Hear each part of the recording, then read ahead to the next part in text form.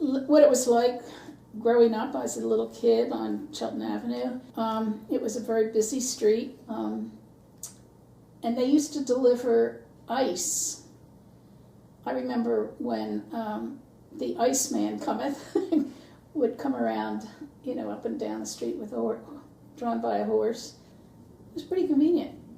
You didn't have to leave home. Well, there were several department stores actually in Germantown. So that was a good source of jobs right there. There was Rowell's at Germantown and Chelton, and Allen's at Green and Chelton, and Sears at almost Wayne and Chelton. Started to peter out with the building of malls, like Cheltenham Malls was the first one, and that was in the 50s, late 50s, early 60s, and then Plymouth Meeting Mall was in the early 60s, and then of course King of Prussia. I think that was one thing, the building of the shopping malls that drew out the commercialism, and then I think that led to a great decline in the area. All the shops really changed and left. Some people shopped up in Chestnut Hill, but when I was growing up, Chestnut Hill was not a place you wanted to shop. Mount Airy had nothing either. So people from the suburbs actually, like Flowertown, Erdenheim, used to come to Germantown to shop.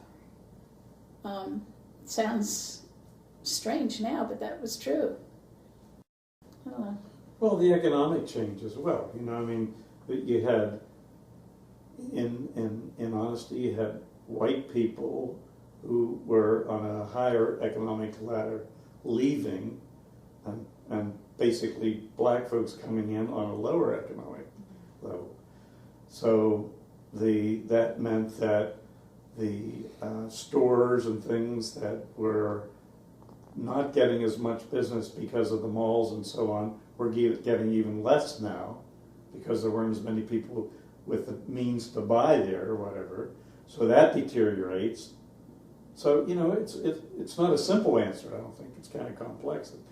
These different factors will all add up to what eventually happens. We bought this house for $14,000. We're talking about 50-some years ago. So almost. Money was different, Yeah.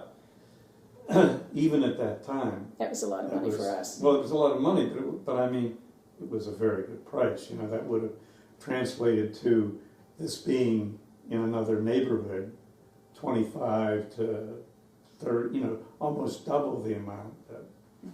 But because people were so anxious to leave and so on, they were selling it way below market value. And these were my roots. Yeah. So that was another reason to stay. Although my family had died, I still liked the area, liked the people, and I liked the diversity. And neither of us believed in white flight. It just wasn't right. Have never seen any place that has this diversity. Honestly. And I wouldn't be comfortable living in a wrinkle factory that's all white, lily white, or, that's not me. I can't imagine finding paradise anywhere else.